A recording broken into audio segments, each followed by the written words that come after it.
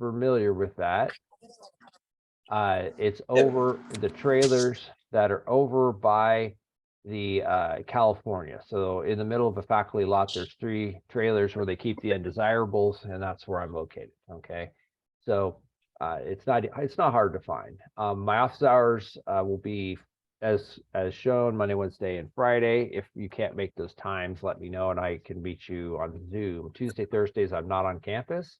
I'm on campus all days, Monday, Wednesday, Friday. Okay. So as far as the book, the textbook is the Beer Johnston book. That's the book we use. I would recommend if you want to buy the 12th edition, that's the one I teach out of, but the 11th and the 10th, all the way down probably to the 7th, they're all really the same, except the page numbers are different. So, and the problems are slightly different. But all the homework assignments I give you, I don't assign problems out of the book in a sense that I don't say do problems 1.1 and 1.3. I actually give you the problem itself. So your homework, if you may have already seen it, it's posted, the first assignment, which is due next Wednesday. It has the problems listed as to what you need to do. All right. So you will need this book for dynamics. So if you're taking dynamics, I would say definitely invest in a copy. But you know, if you get an older version, all the better. So okay. So in terms of the grading homework, you'll have 7 assignments. I count the top 6. This is something new I'm doing this quarter. I used to have 8 assignments, count all of them. I've kind of tried something a little different this quarter. So the top 6, so each assignment is worth 2.5% of your grade. And then we'll have quizzes. The top 5 will count at 6% of your grade. And then we have our midterm, and that will be on the 10th of February. As I get to the outline, I'll show you. And then, of course, our final. And the final has to be, is a common final, and it's on Monday of finals.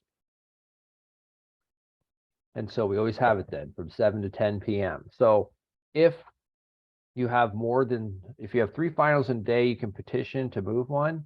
If you have a conflict with a regular scheduled class that has a final from 7 to 10 on Monday, tell me so we can work with you. But I can't change the final because you're leaving early to go on spring break. That won't work. So you must be here 7 to 10 on Monday to take your final. If you have another reason, just discuss it with me, but please don't wait till dead week to do it. It doesn't need to be discussed tomorrow or today, but definitely try to do it by the 7th or 8th week. Is that 7 to 10 a.m. or p.m.? PM. Yeah, it's at night. So the quizzes I mentioned, midterm, and then the final. All right, so it's pretty boilerplate stuff. Grading, I use plus minus. The average is usually 2.2, 2.4. Historically, I've taught statics. I've had probably 50 sections of statics. I started teaching here in 1999, and I've taught in 6 different departments. I enjoy teaching different things. When I'm not teaching, I have a consulting business. I'm a metallurgical engineer by trade. And so I actually graduated from metallurgical engineering here at Cal Poly back in the 90s. And so that's my focus and my emphasis of my area of expertise. And so I work with attorneys, do expert witness work with companies. So it's quite rewarding. But I also really enjoy teaching. So I have the best of both worlds because I get to work in industry, a lot of different projects, and I get to teach. But as a lecturer, I don't have to deal with all the extraneous things that go on that the professors have to deal with. I was a professor at one time, and I like this much better. Anyway, so the rest of it you can read. It's just basically the stuff you'd expect. Don't cheat. I know you're not going to do that. Just work hard and do well. I would say this class, people that do well generally have groups. So I encourage you to work together on the homework. Obviously, I don't want you to copy each other, but I really see an advantage to a group of people working together to solve the problems. And when you do the homework, the way I grade it, as I look for completion method, not necessarily that you got the exact correct answer. That's secondary. And that's the same way I test too. When I do a quiz, The correct answer is nice, but it's not the majority of the points for the problem. And the majority of the points are the method and the approach. All right. So let's look at the outline and share that. Here's the outline. So this is a week by week of what we'll be doing. And so we will start with introduction today. We'll do vectors. I would say really chapter 2, the beginning of chapter 2 is for the most part is review for you guys. You should have seen all of this. When we get to the end of chapter 2, we do 3D equilibrium. That might be a little different than what you've seen, but still not very difficult. Then we'll go into chapter 3, which is talks about forces and moments. And that's, that'll be something probably new. So that could be a little challenging. And then we go back to chapter 4 where it gets a little easier. So it's easy, hard, and then it gets easier, and then it just gets harder from there. But so there's the schedule. Notice 210, the midterm, that's on the 10th of February. So mark that on your calendar. You have the due dates for homework and quizzes. I wrote an approximate up there next to due because it might vary, but usually if it does, actually, I never move things forward. So I'm not going to suddenly ask you to have the homework due. If it's due on the 18th, I'm not going to suddenly change it to the 17th. So remember, next week, Monday is a holiday. So Tuesday is like a Monday. So I will see you in class on Tuesday, just like it is. It's kind of a weird thing. They didn't used to do that, but they've done it the last 5 years or so because Monday labs were getting shanked by having 2 holidays in winter. So this was their compromise. But yeah, so those dates, they'll be pretty close, but not written in stone. The midterm is written in stone. So any questions so far? Good. All right, so let's look at some of the background stuff. So, oops. There you go. So chapter 1, there's not a lot in it. I've already covered all this. I've already covered this. Normally I'd be showing you this while I was discussing it, but it's harder to do in Zoom. And so homework, one thing I didn't mention is the homework guidelines. So there is a way I'd like you to do your homework, and it's a good habit to get into because in dynamics it becomes much more critical how you do your homework.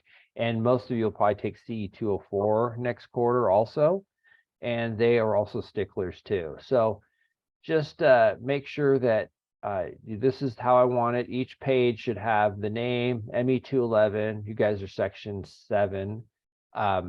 And 1 out of how many total pages, and then the due date.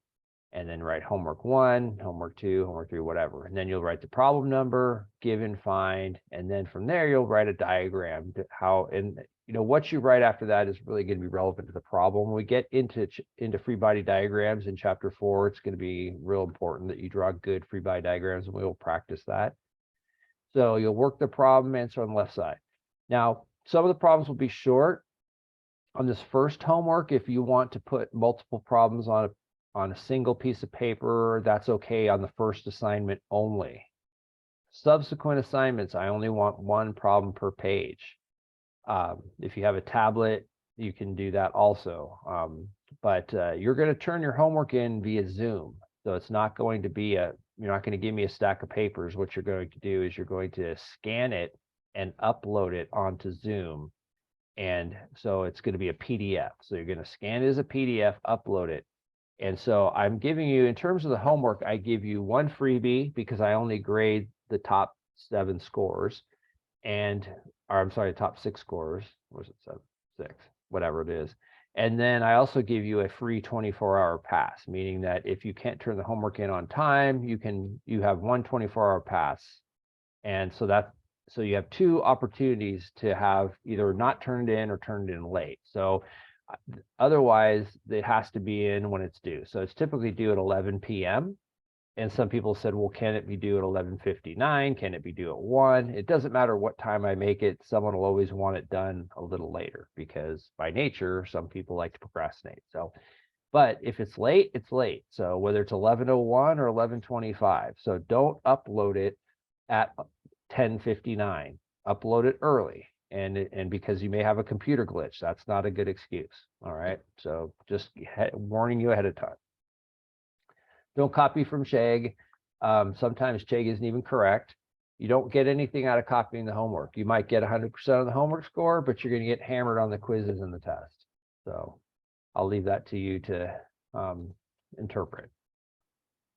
Okay, so systems.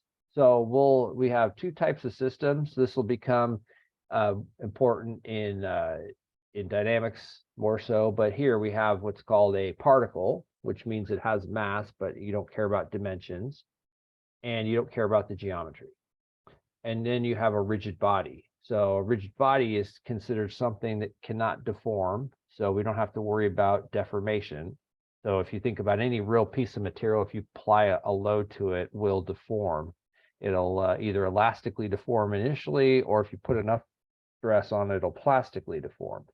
We assume in our class that everything is a rigid body, meaning it has an infinite modulus. So, and also a lot of times we'll assume that the mass of our object is 0.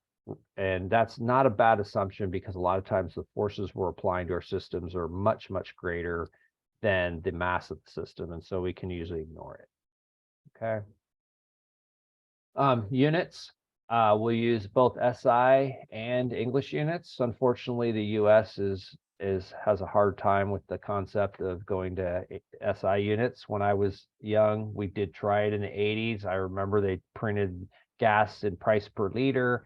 They had kilometers on the signpost, but didn't catch on. So I'm counting on you guys as the next generation, or next, not quite the next generation. I think you might even be 2 generations for me, but I'm counting on you guys to convert the US finally to all SI, because English units are just not so good. But so meter, kilogram, second. Newton is a unit of force. So anytime you see something as a kilogram in this class, you're going to assume that that's a mass. You're going to multiply it by 9.8 meters per second squared to get its force in newtons. When you see pounds, you're going to assume that's a force. So you're going to leave it as a force. Now there's a slug, and that's the unit. There's also a blob, but a slug is the unit of mass in the English unit. We will deal with slugs in dynamics. We won't deal with them here. So if you see something that has a weight of 50 pounds, do not multiply it by gravity. And I've had people multiply it by 32.2. I've had people multiply it by 9.8, which aren't even the right units. And it might sound trivial, but just take your time, look at what's really being asked for. Okay. And it might seem, this stuff might seem like really rudimentary, but it's those rudimentary things that can bite you in the butt if you don't make them correct. All right. So significant figures, this is kind of the rule of thumb here. If you have a number leading with a 2 through 9, you're going to use 3 significant figures. So for example, 56.786 should be written as 56.8. Anyone, if you have a number like 846,650, then you're going to write it in significant figures so that you reduce it. So let's see if I think one more person's wanting to get in. So, and then 4 significant figures is when you have a number leading with a 1. So if it's 1267.34, then go 1267. All right. So whoever's not muted, please mute. I can't see who it is, but thank you. Then 4 sig figs for answers leading with a 1. Okay, so got that.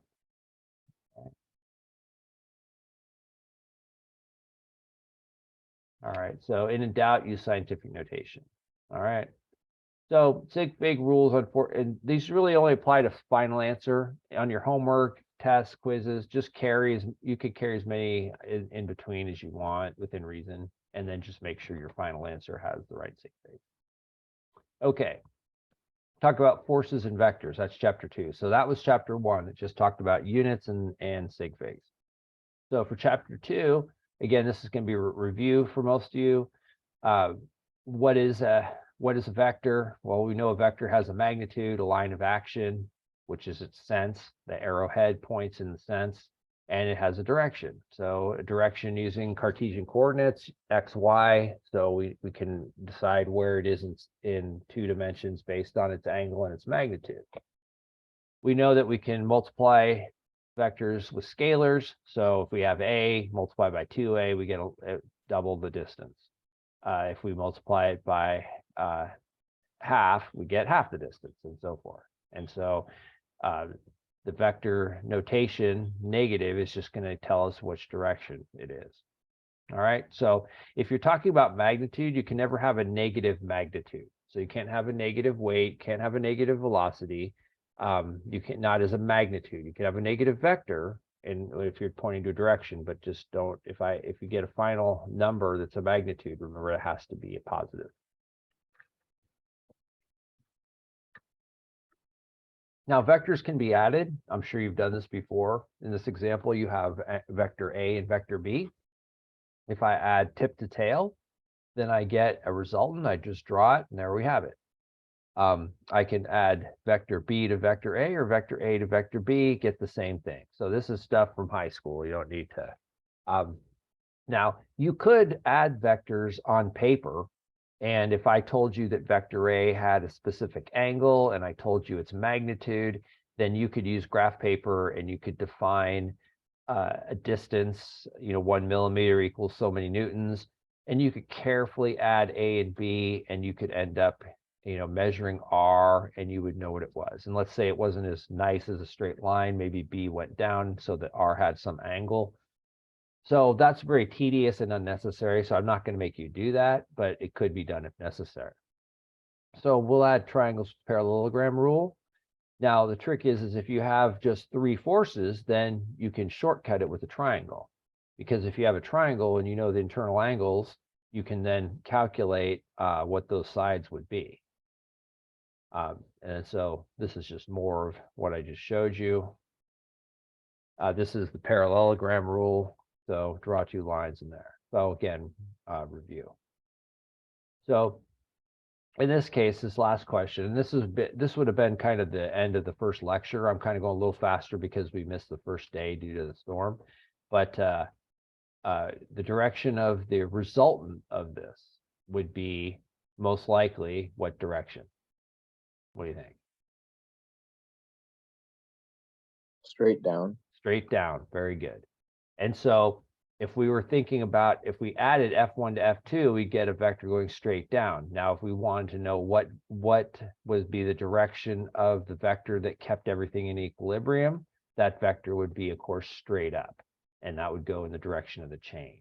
That way, if we added the force R going up to F1 to F2, it would be 0. And that's what we have in all our cases in statics. So now we know everything, we can go home, if only it were that simple. All right, let's talk about stuff a little more interesting. Let's go to chapter 2.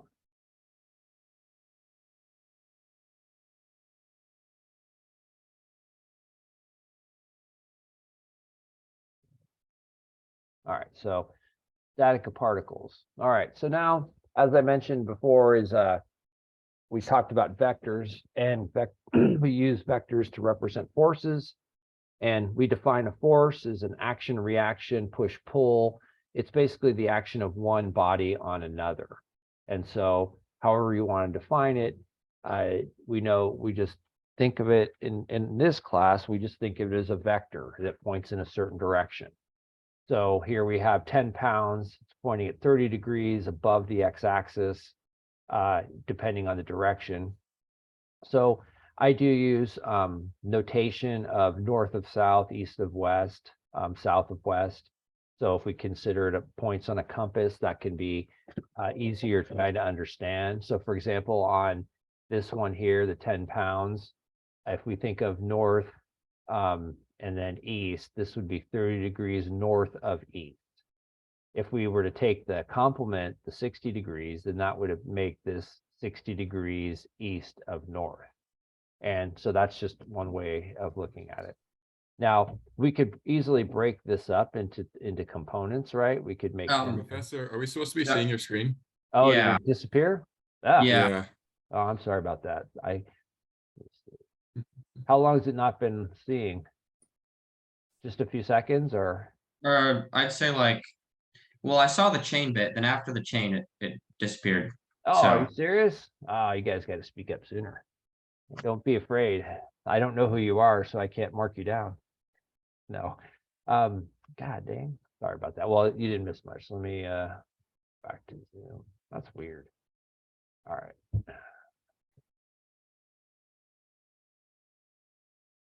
Oh, you did a stupid update.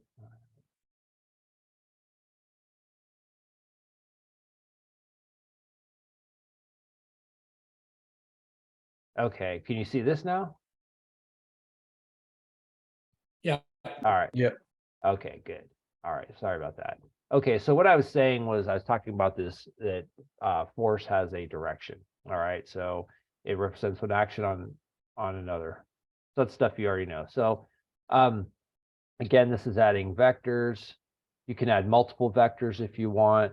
You get P plus Q plus S gives you a single R. So usually you would add P plus Q, then you get that, then you'd add S to P plus Q and that. So we're not going to do tip to tail graphical method because it's tedious and it's not really something that you need to do in this class. So you should understand primarily is how to break these into components. That's the most important part. So you could break these all into components in their X, Y, and then you just add their components together, which we'll get to probably on Friday.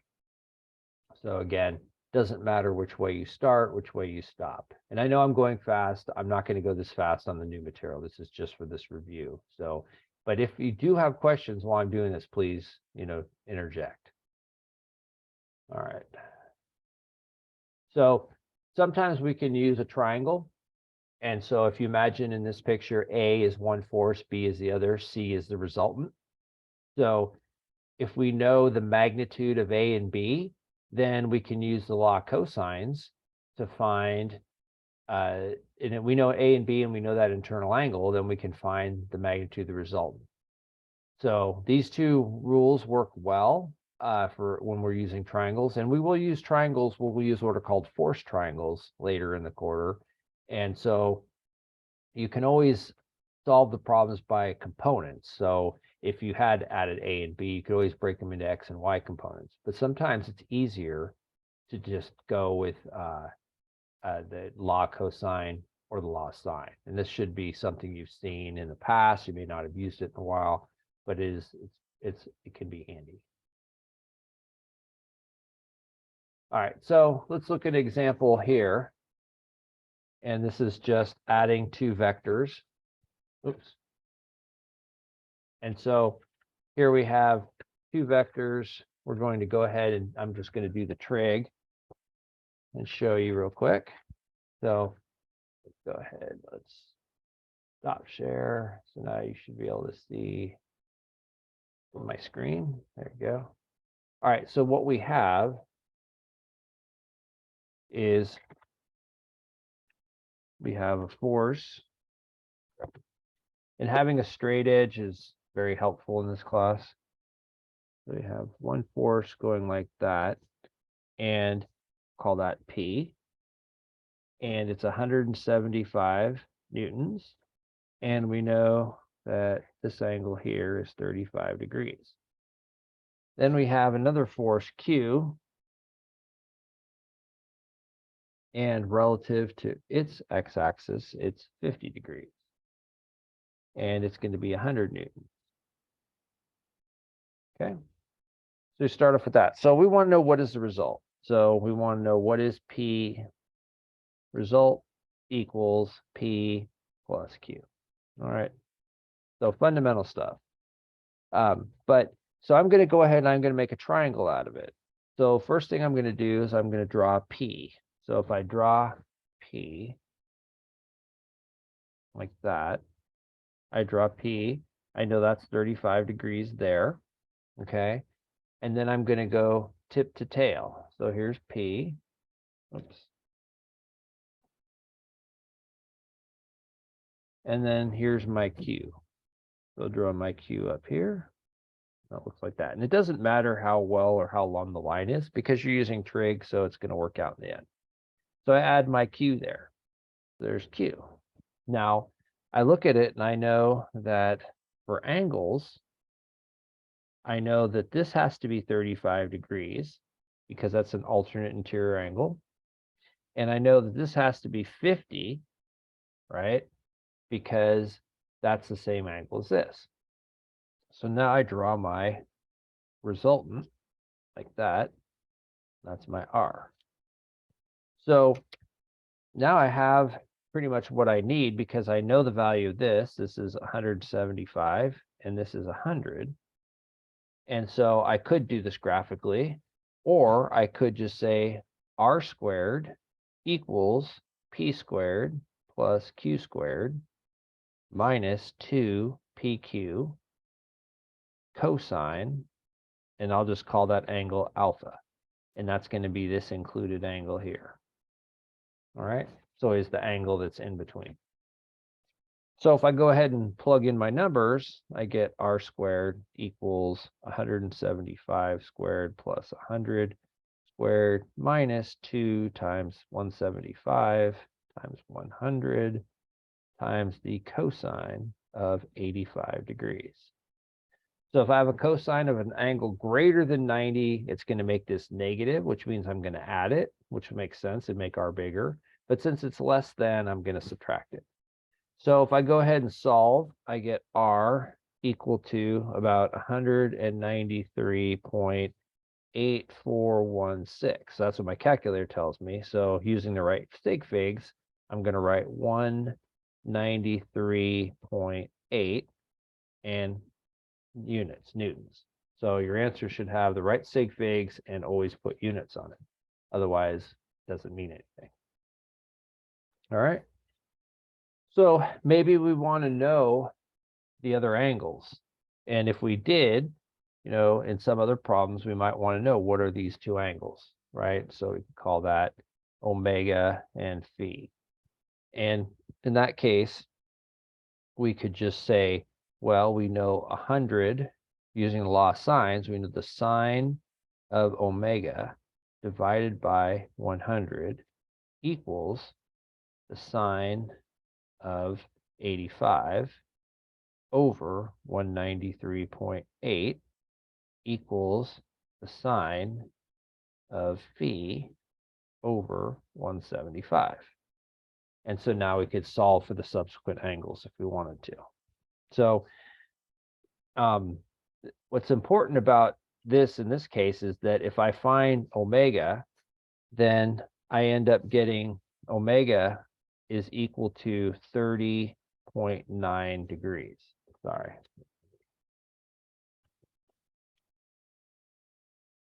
So omega is 30.9 degrees. Okay. So really, whenever you're saying what is the resultant of this vector and this vector, you want to define it in space. So just saying it has a magnitude of that's not enough. So when we draw our answer, we would draw it as there's R, right? We know it has a magnitude, R equals 193.8, but we also want to know what is this angle, right? But we can see from back here that that angle is going to consist of the 35 plus omega. So if we add those together, we get 65.9 degrees. All right. So 50 plus 35.9 gives us, wait. No, I'm sorry. It's 35 plus 30. Yeah. So this gives us 65.9 degrees. And that just came from this plus 30. And so because if we look at our, as I was saying, this is north, east, west, and south, then this angle relative to here is going to be north of east. So north of east. Then there's no confusion as to what you're saying. All right. So pretty straightforward. Just using the law of cosines, law of sines. I say that you know, you guys have done this before, so I wouldn't expect it. So I would say really chapter 2, you could almost skip, but I don't like to do that because some of the stuff might be rusty. And it does in chapter 2 really is all the building blocks you'll need to do the rest of the class. So if you master the stuff here, understanding vectors, how to create vectors, especially in 3D, then you'll be in good shape. So don't skimp on chapter 2, make sure you understand it. All right.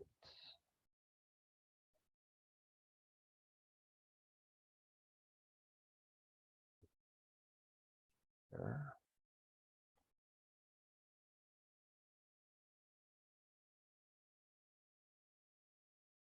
Okay, so now we have that.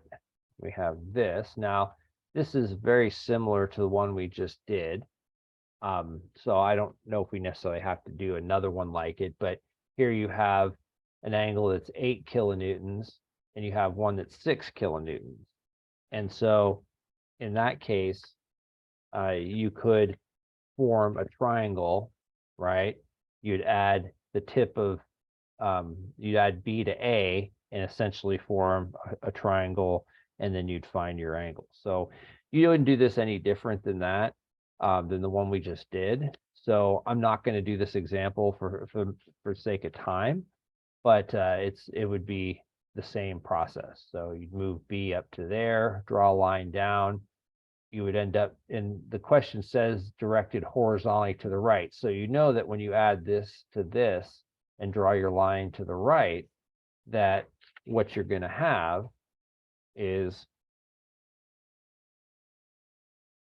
something like this, where you're going to draw your line up and then down, and then this will come straight across like that. And so you know that's 8, you know that's 6. This here you can define, you'll know that's 40 degrees. You'll know this is alpha, we'll call that theta. You know that this is also have to be theta here, and you know that's 50. So you'll basically work your way through it, use the law of sines. And then if you use the law of sines, you can find this angle here, which is actually, you can find this. So this angle should end up being 35.67 degrees. So you can practice, but the final answer you'll get is R. This R is 10.40, and these are in kilonewtons because this is kilonewtons and that's kilonewtons. Okay, you want to try it. Okay, let's move on.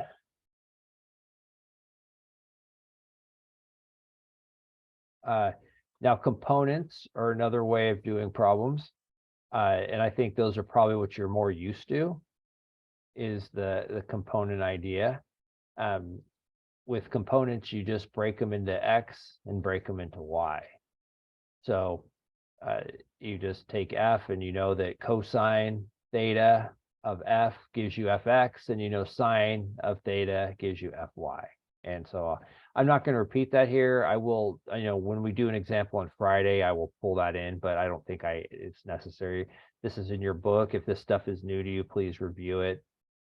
This is one of the few subjects I'm just going to kind of go through quickly because you already know it. Now, one thing that we will do is what are called unit vectors. And this is an important part of this chapter. Now, what a unit vector is you may remember, is it's a vector with a magnitude of 1. And so really it's just a direction vector. So in this example, if we take a vector that has a 16i minus 11j, so we're saying, and it could be newtons, it could be pounds, whatever. So we're saying that it has a force of 16 going in the x direction, 11 in the, and we want to know what the direction is. So how would we do that? So we'd have 16 minus 11. Let me just write this down real quick.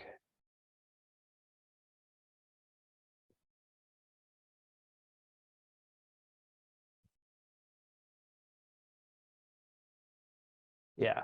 So what you would do is you have, let's say it's R equals 16I minus 11J. And so to get that into a unit vector, you would just say lambda, which is our unit symbol for unit vector. And that equals 16I divided by 16 squared plus minus 11 squared square root. And then this would be minus 11J all over 16 squared plus negative 11 squared square root. Okay.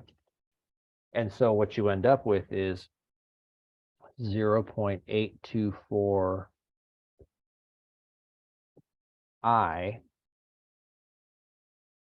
and minus 0.567J.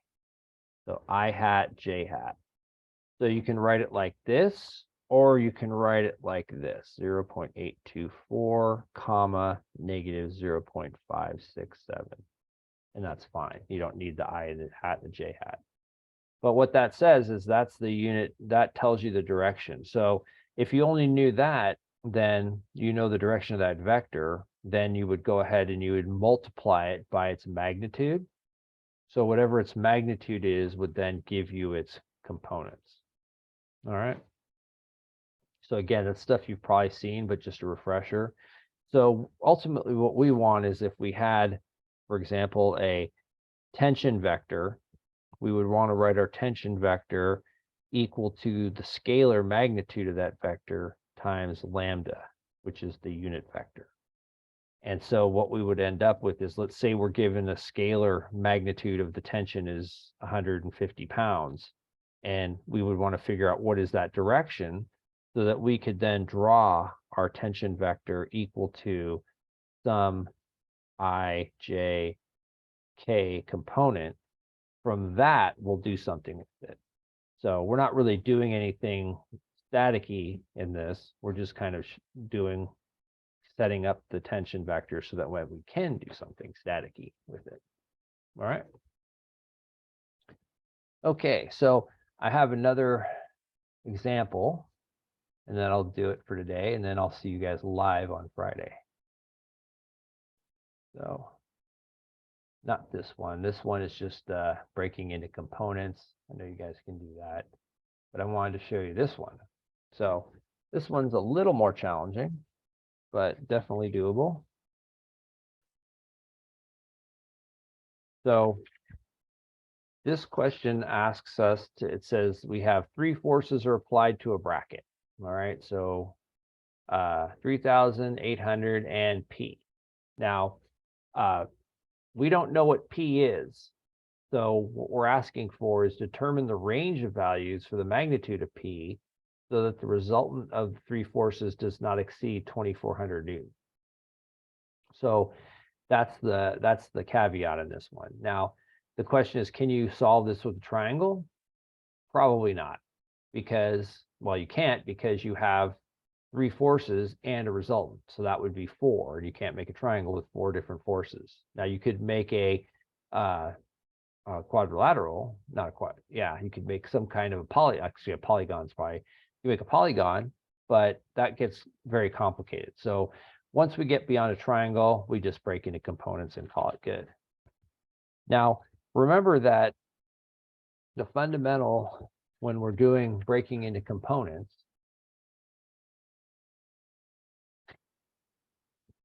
is that whenever we have something like this, what do we have? We have, right.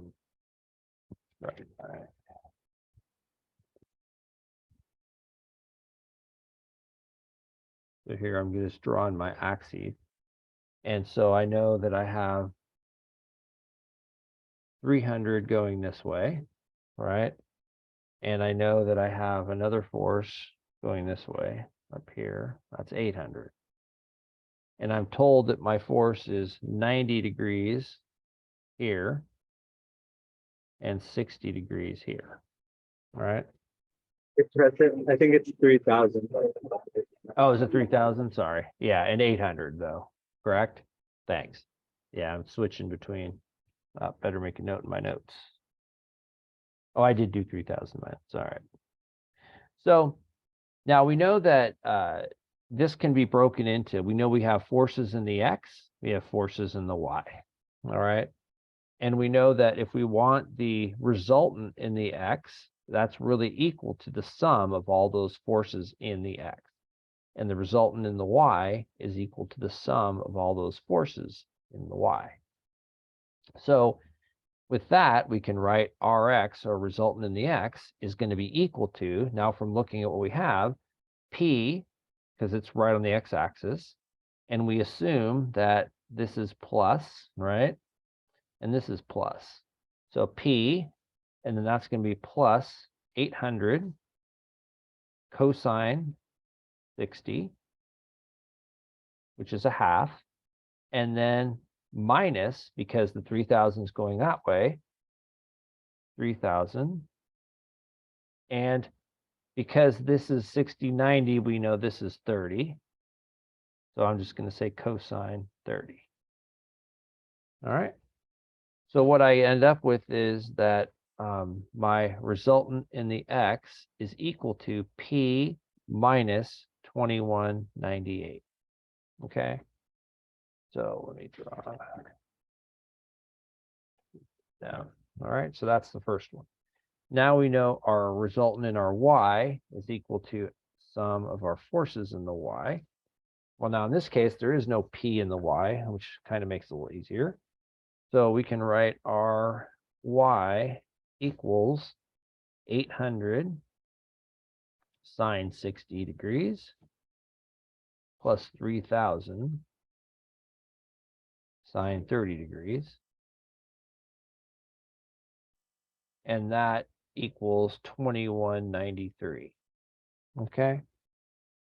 So now I know that I want my FR, so that's the resultant force, has to be less than 2,400 newtons, right? That's the total resultant of all three of these. So another way to think of that is to write R squared equals Rx squared plus Ry squared, right? That's just the Pythagorean theorem. So I can also write it as 2,400 squared equals, and then I draw what is Rx. Well, we know Rx up here. So it's P minus 2198 squared, and then plus 2193 squared. Okay. So what I do is I go ahead and I expand this. So I end up with 2,400 squared equals, and it looks like I'm going to have a quadratic. So P squared minus 2P times 2198. I just kept it that way for a reason. Plus 4,831,204 plus 4,809,249. So I probably could have rounded some of that, but I didn't. So basically when that's this, and 2198 is this, and then I got, 2 times that when I did the FOIL method. So I got that whole thing. So if I simplify it down, I end up with P squared minus 4396P plus 3880453, and that all equals 0. All right. So that's just a simple quadratic. I know that most of you, your calculators will do that. Okay. So that's not a problem if it's a calculator. And so, or you can use the equation. So it wouldn't be unusual for you to figure out a quadratic on, probably not on a quiz. Test, probably not, but not completely ruled out, but definitely on a homework, you might have to do that. So, this is, middle school algebra. So what we end up with is two roots, P equals 1223 and 3173. So we know that's our bound. So we know that 1223 less than or equal to P less than or equal to 3173. And that's in newtons. Okay. Now 3173, we should probably, that's it. But technically by our sig figs, we should have it as less than or equal to 3.17 times 10 to the third. Then probably make that the same in sig figs too. Okay. Sorry, getting down the bottom. So far this should seem like review, but again, if I went through stuff a little quick on Friday, let this digest. It's the first time we've met. On Friday, it'll be much different in person. I'll be able to gauge your reactions, and I've taught this class a lot, so I have a pretty good idea of where the problem spots are, where people struggle, and it's usually not in the first chapter. So, all right. Well, the homework's posted. You can work on some of it. You can probably do all of it just on what you know so far, but I'll definitely complete what you need to know for the homework on Friday. So I will see you guys then, and have a good week. Otherwise, I'll be in office before this class on Friday from 1 to 2 if you need to see me beforehand. Okay. All right. Stay dry, and I'll talk to you guys soon. Bye-bye. Thank you. You're welcome. Professor, Yes. so why was it plus 3,000 for the RY? Here? Oh, because it's going up. This is the positive Okay. direction.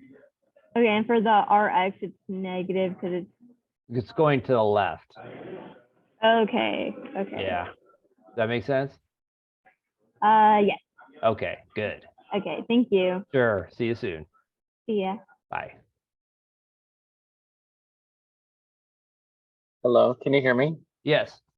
Hi, I emailed you last quarter about possibly getting a permission number to join your class. Yes. And as I said, I don't have them yet. I won't have them, and I don't think they might have come out today, but I didn't see them this morning. All right, So what I would recommend is come to class on Friday. I'll have a better idea of who's adding and who's not. And then we can, and you have time because they've extended the add drop because of the storm. So yeah, is this Garrett, right? yep, Okay. Yeah, come see me on Friday and in class. I do, I'll try to talk to you. I have a class right after this in a different room that I'll have to run to, but I should have a better idea of who's who. I'll take roll and give you some ideas. Even if I can't talk to you a lot on Friday, I'll be able to at least square it away. Okay. All right. Thank you so much. Your problem. See you soon. Have a nice day. You too. Bye-bye. Hi, Professor. Yes, Kenny. Yeah, I was also asking about the permission numbers, and would I just come to class on Friday and like see how many people are like adding and dropping too? Yeah, that's the best thing because I don't really know, and and even if I want to give permissions, I don't have them yet. They haven't put them in my box, or they haven't posted them to Canvas for me. Okay. Yeah. All right. Thank you. All right. Thank you.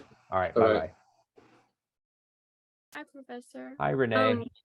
So I'm in your class, but I'm unfortunately going to be missing class on Friday. And what I'm worried about is that somebody who's on the wait list might take my spot because I'll be absent that day. Not if you're in the class because I don't line drop people. So Okay. yeah, so no, you're all right. It's only if you were to drop the class could someone take it. They can't take Okay. it. You're in it.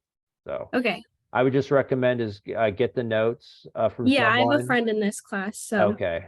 it should be Good. good. Do me a favor, follow up with an email letting me know that, and I'll make sure I Yeah. mark your name on my roll. Okay. Okay. Got All it. right. Thank you. Okay. Thank you have a so good day. much. Have a Sure. good day. You too. Bye-bye. Bye.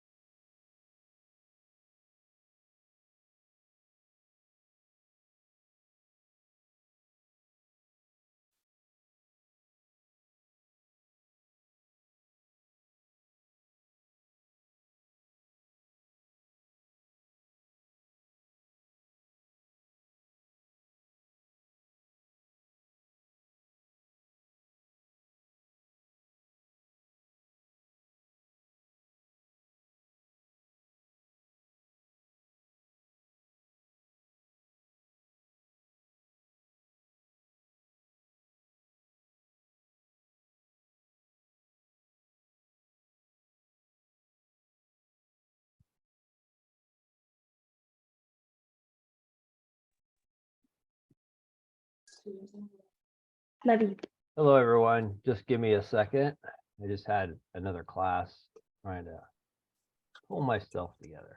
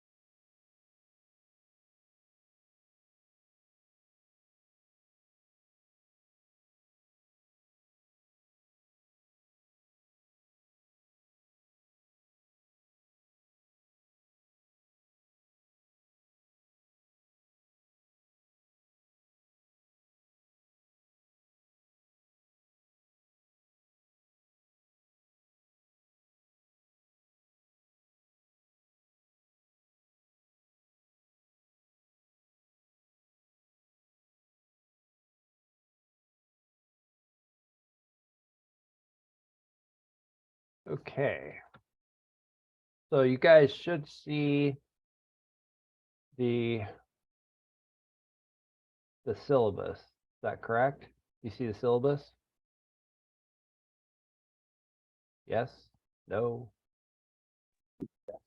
Yes. All right. Don't all speak at once. Good. All right. So this is ME 212. I do apologize. I do not typically like to do virtual classes. I had my fill during COVID. Most of you probably weren't here during COVID, or if you were at a JC, you had to deal with it there.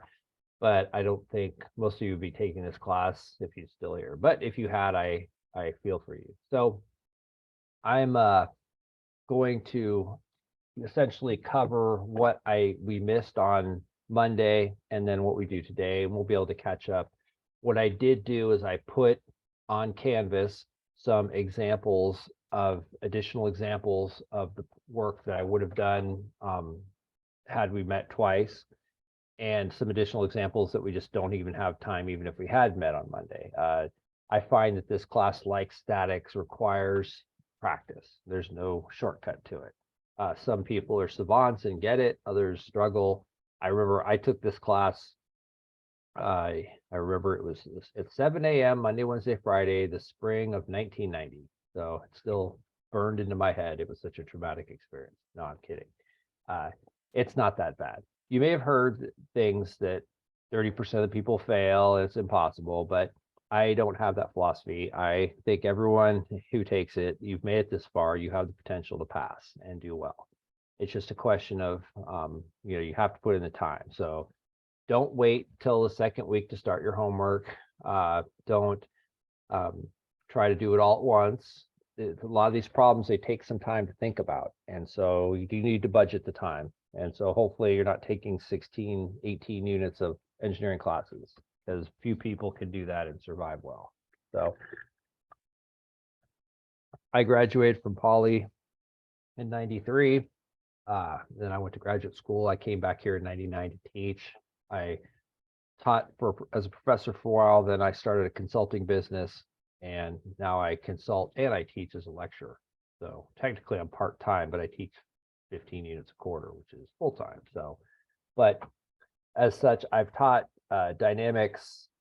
Yeah, I started teaching it last winter, taught a couple sections, taught it last spring, and then so this is my third quarter teaching it. So I'm a little, I can't say as polished as some of the other instructors in this who've been teaching it forever.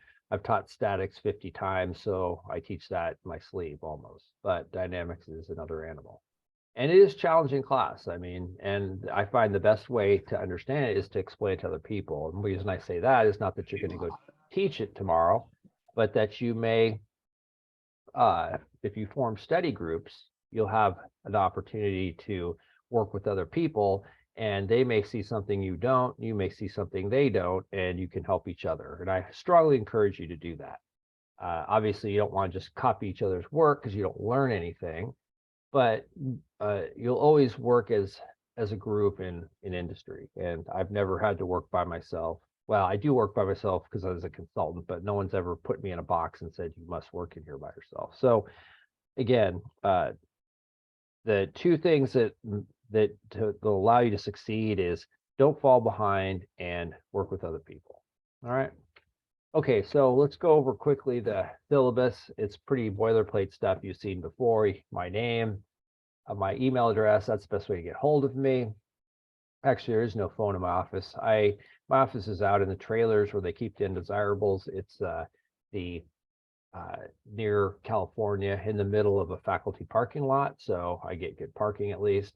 But those are my office hours, and so today they were on Zoom, but normally they'll be live.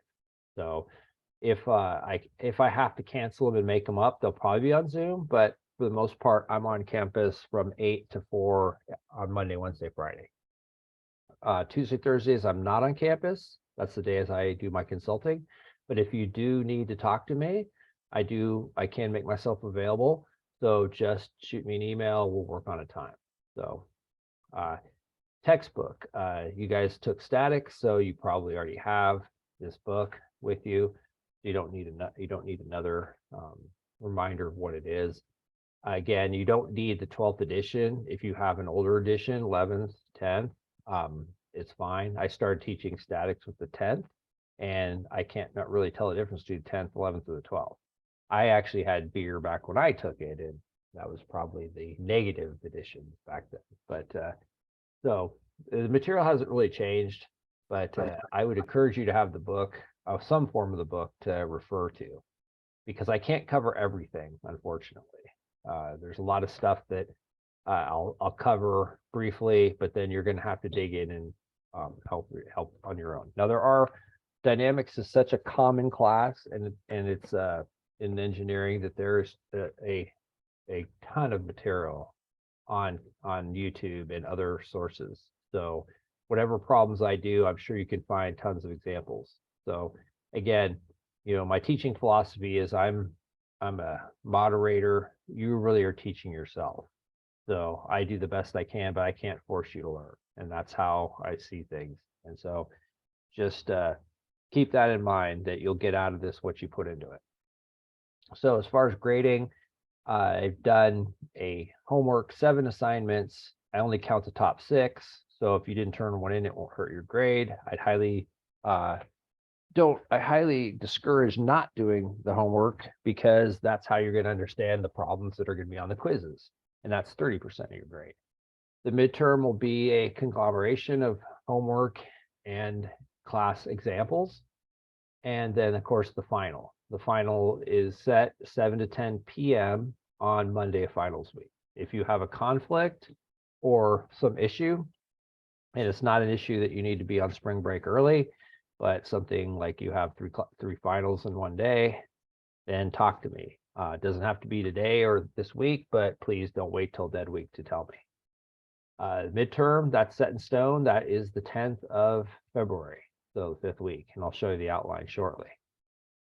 So the homework, there is a homework guide on Canvas. Please read it and follow it. If you had me in the past for statics, then you know what this document is. I was pretty lenient in statics as far as neatness on homework, but I'm going to ratchet it up quite a bit in dynamics, because it is very, very important that you write legibly and in a consistent manner so that we can follow the problem. And this is going to help you on your later classes. So mention quizzes, mention midterm, final exam. Rest of the stuff is just normal things. When you're in class, please don't stare at your cell phone. So that does rub me the wrong way. But and otherwise, don't cheat. And if you need extra help, ask for it. If you're DRC, let me know. For quizzes, the way that'll work is that the quizzes will be given the last 15 to 20 minutes of the lecture, at which point that you will have set that up with DRC, so you can leave and go take it DRC, or you could take it earlier in the day, whatever works for you. So we can deal with that on an individual basis. All right, so now let's look at that outline quickly. And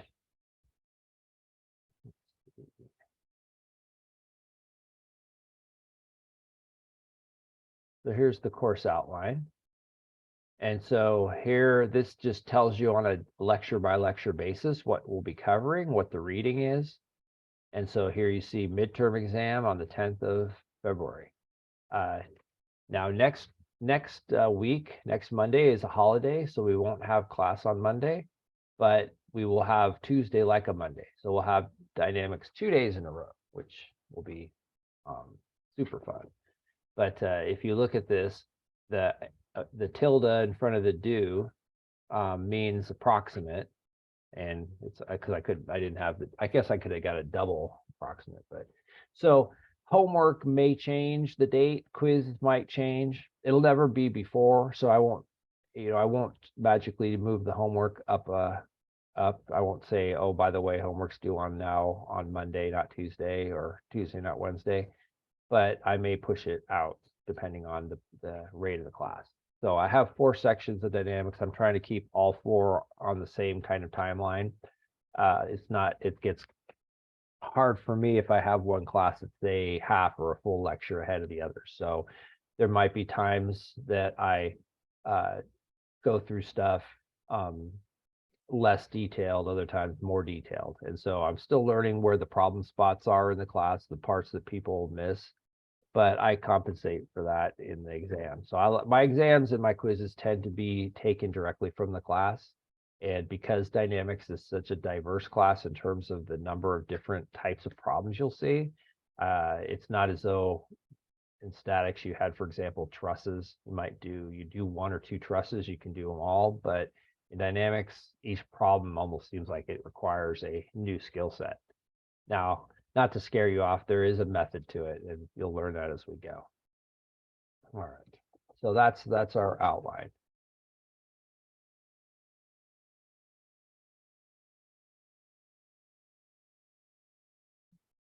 So typically the class structure is such that I have slides I post. So I'll post the slides like this on Canvas. So you'll go and you look under week 1 and it'll tell you the date, and there will be the slides. And the slides will be there the night before, because I have 8 o'clock class, so it have to be. And I also will post examples. So if I feel there's extra example problems that I've worked out that'll be helpful, I'll post those in that same module under each week's material. And I also post a worksheet. So the worksheet is the example problems that we're going to do in class. I like to post that ahead of time so that you have it, and also so that you don't have to spend time frantically writing the problem down, and you can just get into the work as we go through it. So we've seen everything here. Let's go. Now, this is kind of the overview of what we'll be doing. So we have particle dynamics, and we also have rigid bodies. Now you remember from statics that there's both particles and rigid bodies, and the difference is particles have no real geometry to them, they just have mass. We'll start off the class by looking at particles, and we'll solve problems using work and kinetic energy. So we know that force over distance can be related to kinetic energy. We also know that we have potential energy, gravitational, and spring. That'll be incorporated. And then we have forces. So now F equals ma. Before in statics, it was F equals 0, but now F equals ma. And so we'll talk about the differences, and when we have equations, free body diagrams, where the left side will be the free body diagram of the forces, the right side will be what are called mass acceleration diagrams or kinetic diagrams. And then lastly, impulse momentum. And so force over time gives us a change in momentum.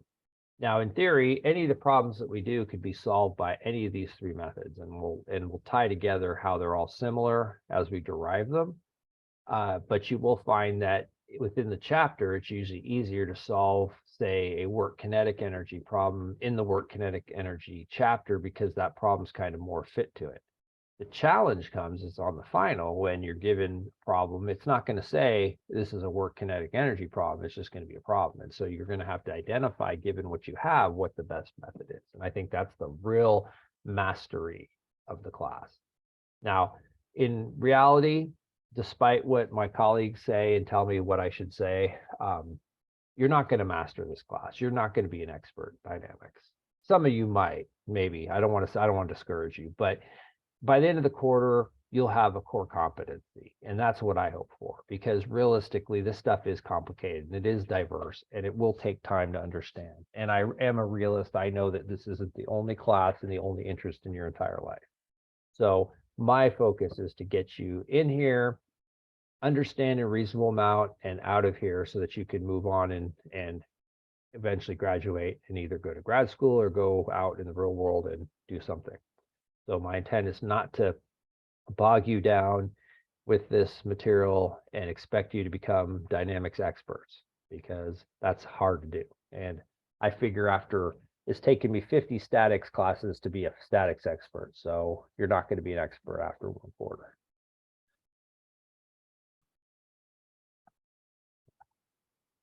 All right. Why is it not going? Sorry. There we go. There we go. All right. So next slide. This is just some simple definitions: dynamics, kinematics, kinetics. So you probably remember this from physics.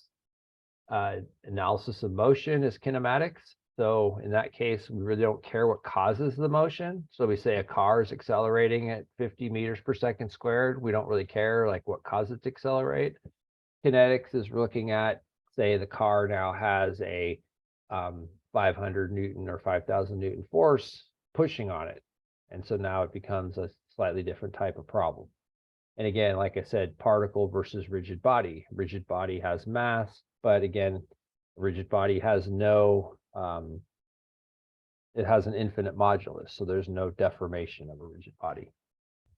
You'll learn and as you're probably, most of you are taking CE 204 or 208, if I can get the combined one this quarter, then you're probably will learn about the idea of deformation, elastic deformation, but won't worry about it in here.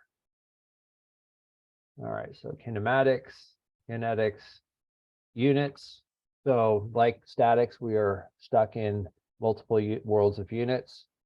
So usually in the US units, we'll use feet for distance, and for mass, we'll use the slug. So in statics, we didn't use the slug. We used pound, and if we had pound, that was a force.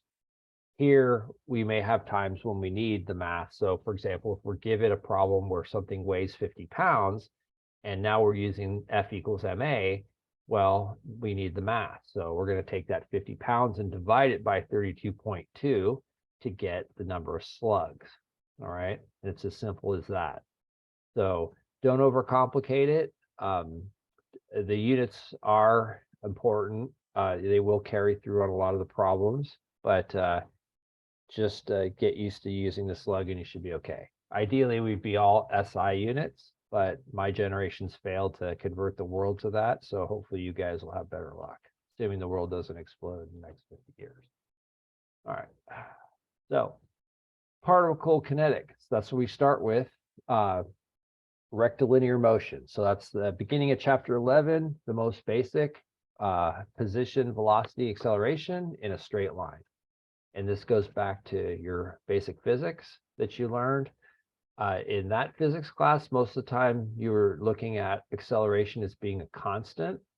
So you would usually integrate to your acceleration to get velocity, integrate velocity to get displacement.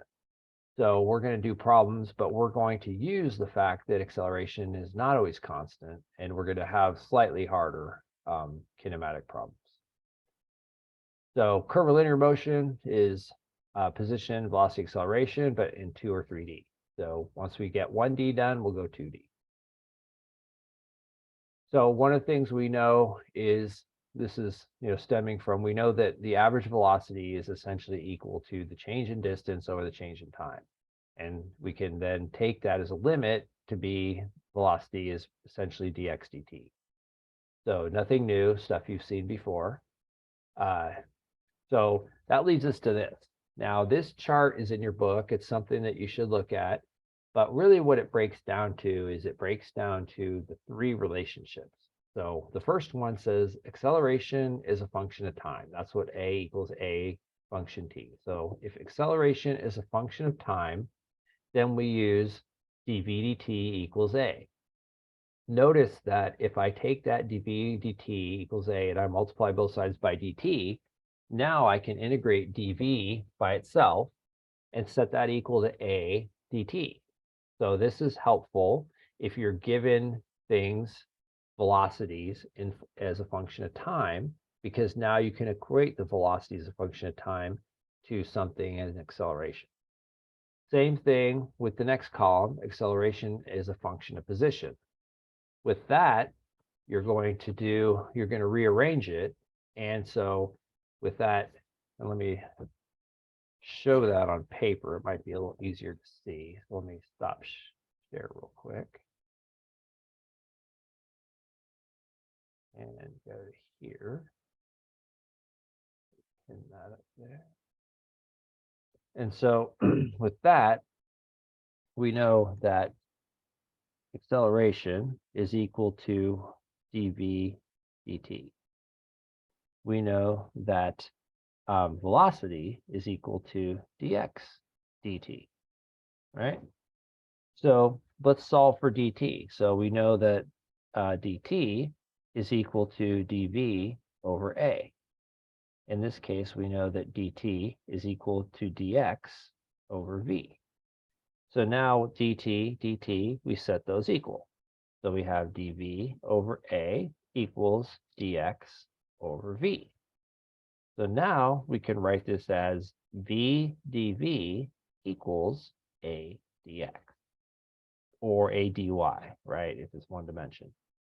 So this is very important. So I'll put a 1 there. So write that down in your notes because it's going to come back and you're going to use it. All right.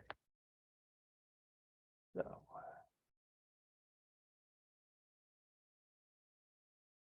All right. Now let's do so there's that. So now we look at the same thing. Oh, wait, sorry, we didn't finish. So there we have ADX, VDV, and ADX. Then the third last group is acceleration as a function of velocity. So the difference in there is you're going to now have dx. If you look to the right, you're going to either have dv divided by acceleration as a function of velocity equals gt, or you're going to have dx is equal to v dv over a. So imagine if I were to give you acceleration as a function of velocity, then you could plug that in here, and then you have v in the numerator, you have v in the denominator, and you could integrate that. And if you just had x naught to x dx, this would just be x equals this, and that's how you'd find a distance. Okay, so it is kind of weird at first if you haven't done it before, but after you do a few examples, I would encourage you is to look at the examples I posted. There's one that I won't have time to do because we only have this one class, but it was the airflow out of a register. And so it's in the it's the problem I did in class on Monday in the classes I had. And I would just I would look at it, I would attempt it, and then look at what I did. Just by downloading and looking at my solution is not going to be much help. You have to try the problem first and struggle. I guarantee you it's painful, but it's definitely be much more beneficial to your understanding. All right, those are the 3 ones. So of course we know A equals dv dt. That's nothing. I should have probably put that slide before. All right, so now let's look at a conceptual problem. Here we have 2 cars on a road, A and B. They race each other. So now we're given this position versus time curve. Okay, so one thing we can notice right away with A is if this is the position versus time curve, then what does this slope of this A and B represent? What is it? Velocity. Velocity, good. And what can we say about the acceleration of A? 0. 0, very good. Okay, so if we look at these questions, it says, which one are true? So at time t2, both cars have traveled the same distance. So if we look at t2, we can see that's obviously not correct because position is higher on B than A. We look at number B. At time T1, both cars have the same speed. Well, we know that that's not true because we can see that since position versus the slope is the velocity or speed, we could see the slope is greater at T1 for B than it is for A. So that's not true. At C, it says both cars have the same speed at some time T less than T1. So if we look at T less than T1, we can see that somewhere on that line, it looks like it has the same slope as A. So that's correct. At some point less than T1, they had the same speed, even if it's just for an instant. At D, both cars have the same acceleration. Well, we know that's not true before T1 because this is, as long as this line is curving, it has acceleration. This has 0. But if we look at E, it says both cars have the same acceleration at some point after T1. So between T1 and T2, we notice up here, there's a little inflection point. So we know that inflection point is where the acceleration is 0. All right. And so, so basically the C and E are correct. Then we have this one. Bus travels 100 miles between A and B at 50. And then another 100 miles from B to C at 70. So the average speed for the entire trip is what? Well, if we do the math, we'll find that going from A to B, that was at 100 miles in 2 hours. So we know that 100 divided by, I'm sorry, if we do 100 divided by 50, we get 2, right? So it took 2 hours to go from A to B.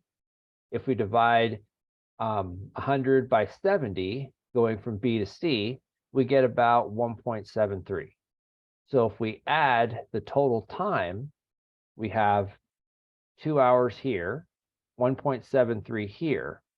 So that's a total of about 3.73 hours for the whole trip. So then we take the total time, or I'm sorry, the total distance, which is 200 miles. So 200 miles divided by 3.73 hours gives us a speed of about 58.6. So it's less than 60. But I'm sure if you asked people on the street what they thought, they probably would say 60. So it's kind of a trick question. All right. So this is an example that's posted. I want to get to the second part. So this is posted and this is posted. So this is the duct. Try it out. I'm going to do another problem that's similar to this in terms of using the calculus, but try this one out and look at the solution if you're not sure. And that's the downside of missing class on Monday due to enormous weather. All right, so let me go to the next one. Hopefully everything's going good so far.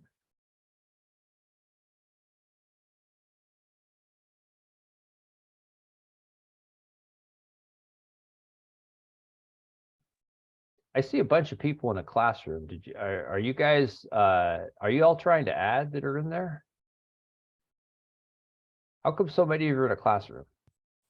No, we just didn't read the email well enough, so I'm sorry. Yeah, emails are important.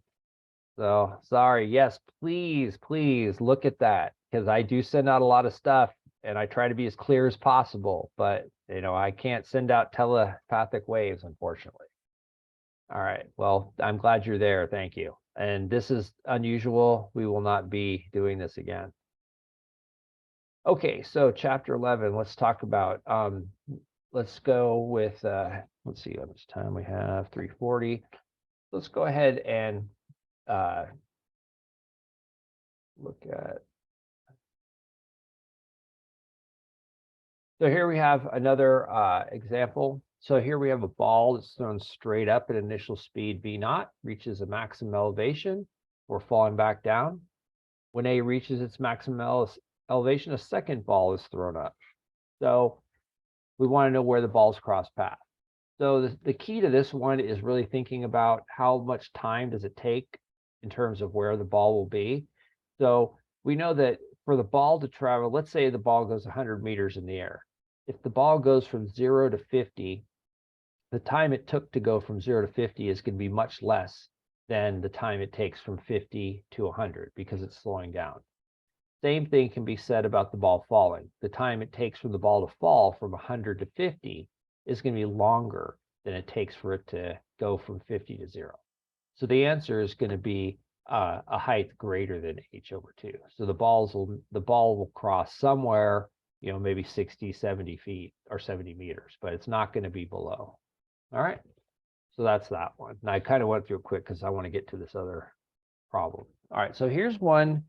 This is now if you were able to download the examples that I posted, you'll see this one is the first problem on the list, and that's why I like to post them so that you don't have to copy it down. But let's go through it. So I'll go through each piece, and so if you don't copy it down, it's not the end of the world. So we start off, we have a model rocket. Now, model rocket takes off, and the difference with this is, and we cover this later in the book, but I don't cover it because of time constraints. I don't think any of my colleagues do. But what happens if you have something accelerating that has a constantly changing mass, like a rocket? That makes sense if you have, you know, that's going to lose mass as it goes.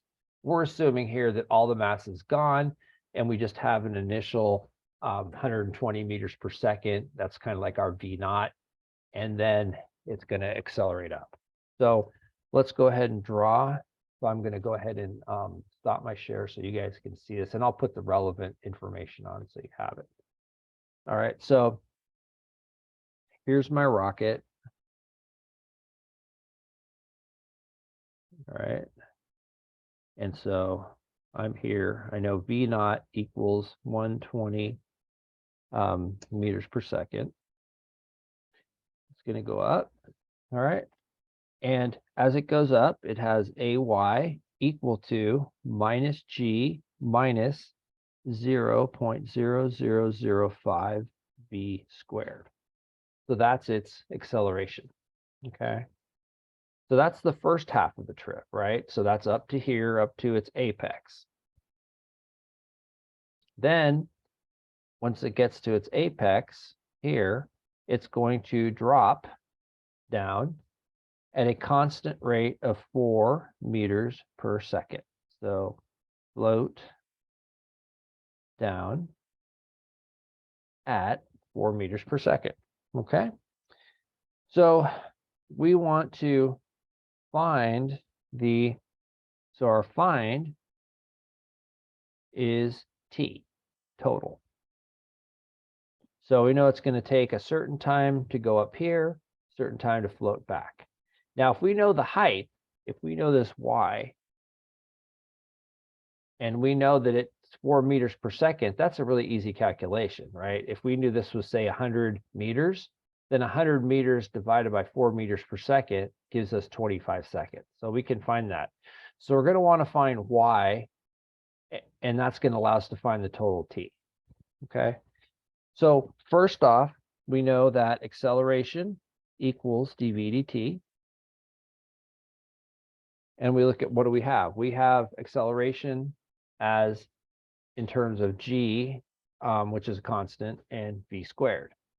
So we rearrange this. We know that this is going to be dt equals dv over acceleration, which is going to work nicely because acceleration is in terms of v.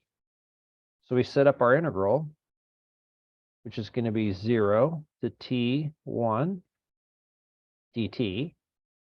And that's going to equal the integral of 120 to 0 of dv, all divided by minus g minus 0.0005 v squared. Okay. So far, so good. So we know 120 is our initial velocity, 0 is our final. Again, we're only dealing with the first half of the trip. We don't care about the second half. We only want this. So we set up our integral. Now, this is a U sub. That's most of the integrals are that. They don't get really, we're not going to have partial fractions or trig substitution in this class, but you do have to polish off your calculus skills, and they're probably a lot better than mine because it's been a lot longer since I've taken calculus, and I can count on 1 or 2 fingers how many times I've really used a lot of calculus in my consulting business. But I'm not going to say it's not important. It's just that It's a tool, and sometimes you may not remember everything. Fortunately, a lot of times you can do numerical integration. So if you have a calculator that does that, so be it. I'm not going to have you do calculus, any kind of intense derivatives or integration on a test or a quiz. That's for homework. And even on homework, it's not that bad. So this is a U sub. And so if we do our U sub and we plug in U equals minus G minus 0.0005 V squared, du equals negative 0.00 001 dV, and then we plug them in and we can solve. So we get t equal to 10.11 seconds. All right. So now we want to know what the height is. Okay, so remember that one that I showed you on paper, that relationship. I said this is important. I said A dx equals V dV, right? Only we're going to change it to A dy. But this is important because now what we can do is we can write the integral from 0 to y dy, and that's going to equal V dV over, because we move A over here, so A is again just going to be negative G minus 0.0005 V squared. All right. And that's going to be the integral from 120 to 0. So this is a numerical integral. This one's a little more challenging. So I did that with my calculator, but it spit out an answer for me. And so I got y equals 550.4 meters. Okay. So now that I know that, then I have my answer, don't I? Because I know that the time is going to be equal to the 10.11 seconds plus the 550.4 divided by its speed, right? So that's meters over meters per second. Meters cancel, you get seconds. We add those together, we get 137.6 seconds. All right. So we got all that just from these two relationships. Make sense? Hope so. Now, I did record an earlier lecture of mine. So this, if you missed anything on the line, I have an earlier lecture that covers this, all this stuff. I'm going to post that also. So, especially if you got in here late or anything. Okay. So I would like to look at the next problem. We got 10 minutes. I'd like to go through that one. That's the one number 2 on our sheet. So if we go back to here,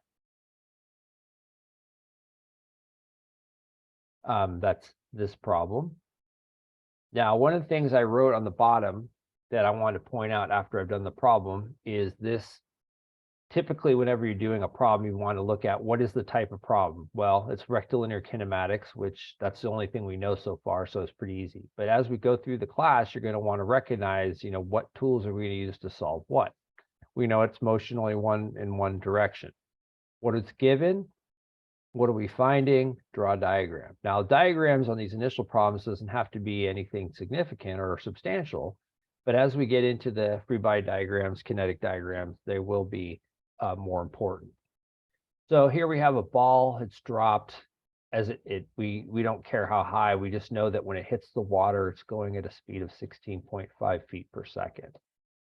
So while in the water, the ball experiences an acceleration of a equals 10 minus 0.8 v, where a and v are expressed in feet per second squared and feet per second.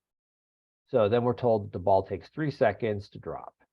So we want to know what is the depth and what is the v final. How fast is the ball going when it hits? Okay. So this problem is interesting because it's really taking the relationship of dv dt and applying it to go from acceleration to velocity and velocity to distance, right? Because we're asked for speed, we're asked for depth. So we're going to start off with, let me go ahead and stop share. We're going to start off with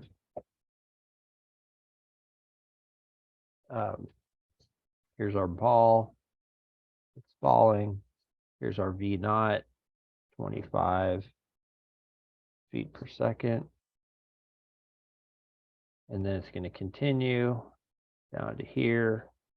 That's D. And so we know it's 3 seconds of travel. So we're given acceleration is equal to 10 minus 0.8 v. Okay. So again, we know that A equals dv dt, right? Now we want velocity. So we're going to use A equals dv dt. And then we're going to use v equals dx dt or dy dt, I guess we could say. Okay. And so we're just integrating from acceleration to get velocity and from velocity to get position. So if I set this up, I have dv over a equals dt, which then becomes the integral from v naught to v final. And I'm leaving v naught as a variable right now. And that's dv over 10 minus 0.8 v. All right. And then that just equals the integral from 0 to t dt. So we go ahead and we integrate that and we get negative 1 over 0.8 natural log times 10 minus 0.8 v evaluated from v naught to v. And that all equals my time. All right. So if I plug in v naught equals 25, and then I solve for v, this then becomes v equals 12.5 plus 4 e to the negative 0.8 t. All right. So all I did now is I went from acceleration to velocity with respect to t. So similar to what you did in physics, but the integration was probably a little more challenging. All right, so now we have that. So with that, we can just plug in 3 seconds, right? If we plug in t equals 3, then we can find the velocity, and that velocity is just 12.86 feet per second. Okay, that's all that is. Now we do need this because, as I said, we have v equals dy dt. So we're going to use that relationship again because we're going to go over here and we're going to say that dy dt equals v, right? So if we rearrange that, again, we can just rearrange it by writing dt over here, and I can just erase that. We all see what I did. So we have dy equals that. So now what I'll do is I'll go ahead and do the same thing. I'm going to have an integral of dy from 0 to y, and that is just going to equal what I found for v, right, which was 12.5 times plus 4 e to the minus 0.8 t. Okay. And then dt, sorry, yeah, that's equals that integrated, apologize, from 0 to t. Okay, and that's all dt. So I was getting a little squished. All right, so there we are. So we just took velocity and plugged it in here. Okay, and we have dy. So we do the same thing, we do the integral, and for the integral, we get y equals 12.5t minus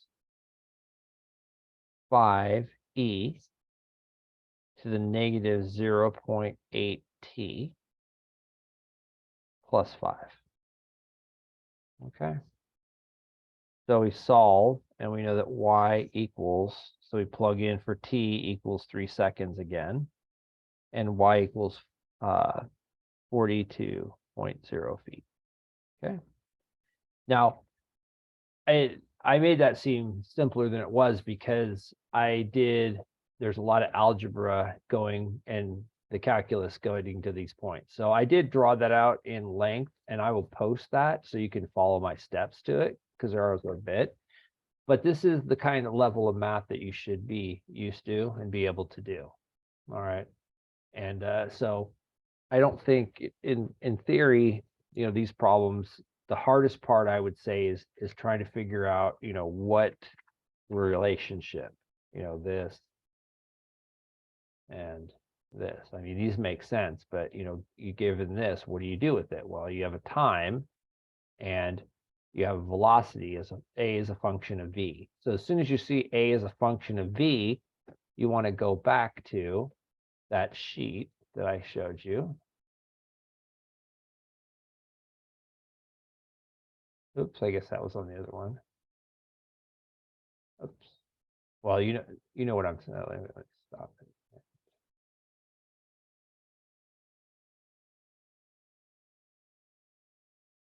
I'm going to go back to this. Wait, did I go to the same one?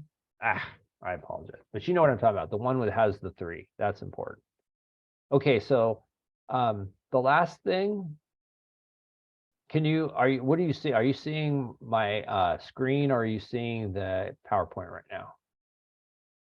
You're seeing PowerPoint, aren't you? We're seeing PowerPoint. Okay, Yeah. thank you. All right, so last thing I want to show you, and then we'll call it a day, and we'll pick this up on Friday, is just these equations. So these are going to come in, fortunately, when you're doing the 2D problems, you're usually going to have it such that one of the dimensions is going to have constant velocity or acceleration. So for example, if we have a problem where we're throwing a ball at a distance and it has some velocity function for acceleration as it goes in the x, the only thing in the y is going to be gravity, which is constant. So this is just a reminder of these equations that you guys did in physics, and you should remember all of these. They're pretty basic, V naught plus AT. I mean, they're very easy to derive, but I'm not going to derive them. You can just, write them down, have them in your notes, and you'll come back to them. Okay. All right. So next time we're going to talk about what's called motion, relative motion. We'll dive into that. We might mop up a little bit on this stuff if anyone has any questions.